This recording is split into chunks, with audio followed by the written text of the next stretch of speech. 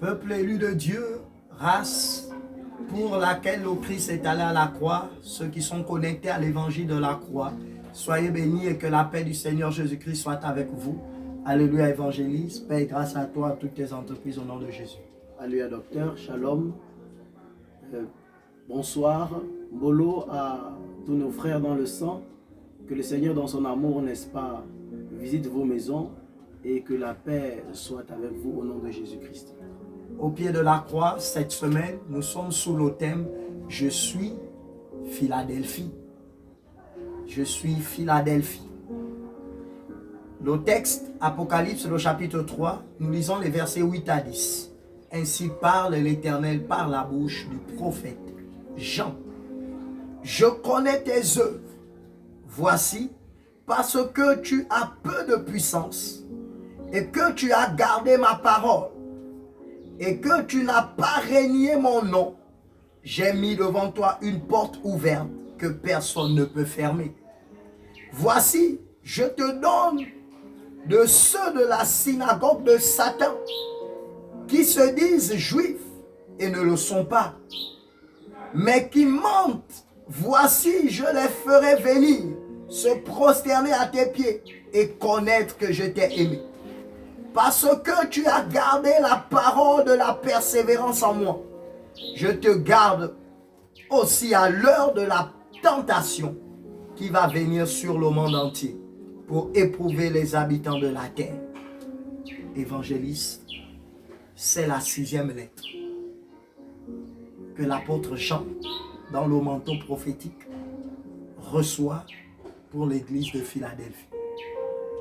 Assurément, le chiffre 6, tel Genèse chapitre 1, le 6e jour, la Bible révèle qu'il a créé l'homme à son image et à sa ressemblance. L'homme qui est l'église du Christ, l'homme à l'intérieur duquel se trouve le Saint-Esprit. C'est à cette église dont il s'adresse. Celle qui a l'esprit de Christ, celle qui a l'esprit de vérité. C'est pourquoi il dit, vous qui avez l'esprit de vérité, l'église qui a gardé le Saint-Esprit et l'évangile. Il dit, je connais vos œuvres. Parce que vous avez gardé la parole de l'œuvre de la croix, je connais vos œuvres. Parce que vos œuvres sont mes œuvres. Et mes œuvres sont vos œuvres. Parce que vous manifestez le règne de Dieu. Évangéliste. Docteur, frère dans le sang, nous devons déjà recadrer certaines choses par rapport à ce texte. Ici, la lettre est adressée, n'est-ce pas, à l'église de Philadelphie. Mais en réalité, nous ne parlons pas ici d'église comme étant des murs, des 4 murs dans lesquels des personnes viennent se rassembler ou l'assemblée des saints vient se rassembler. Non, non, non, non.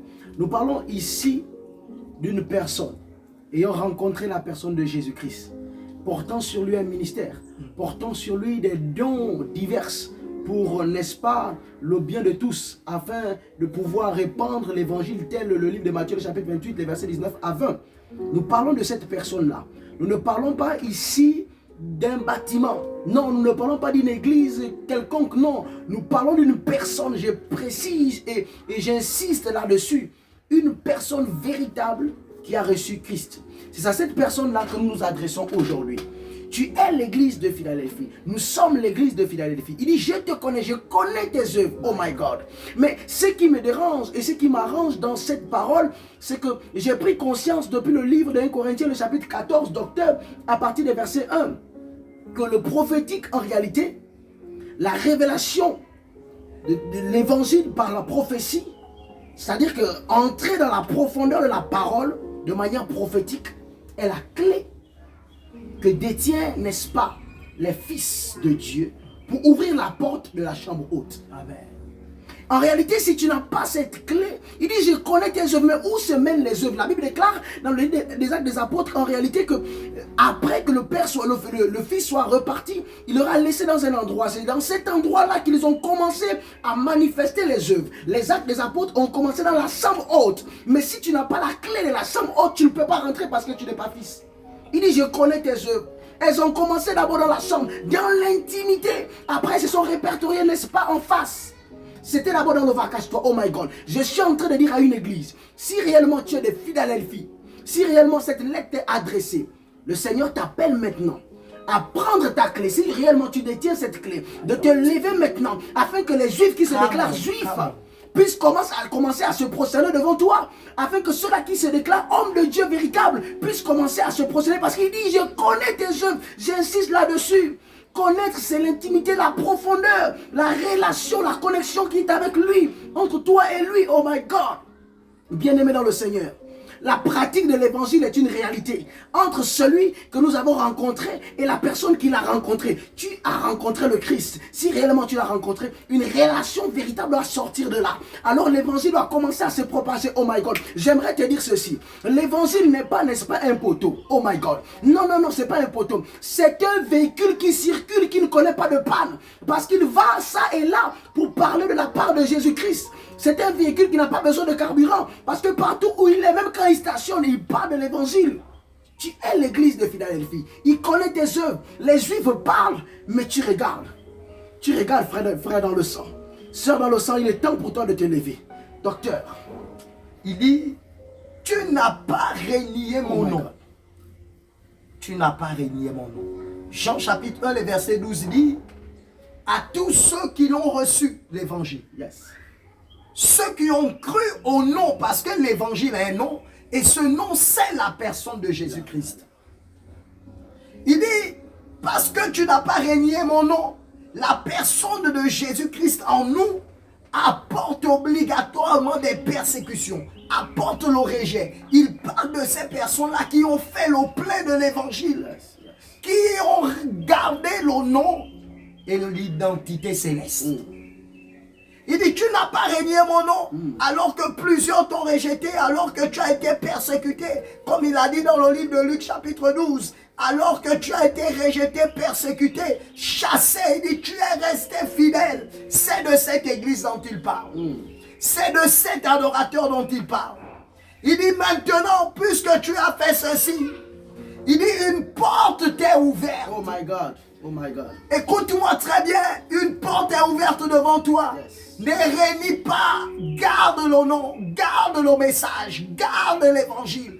Ne viens pas ne viens pas corrompre ton message comme on voit aujourd'hui. Ça devient des messages de motivation. Oh on devient des psychologues, on devient des moralisateurs. C'est pas ça l'évangile. L'évangile présente le Christ sur la croix. Il y a des diplômes en psychologie.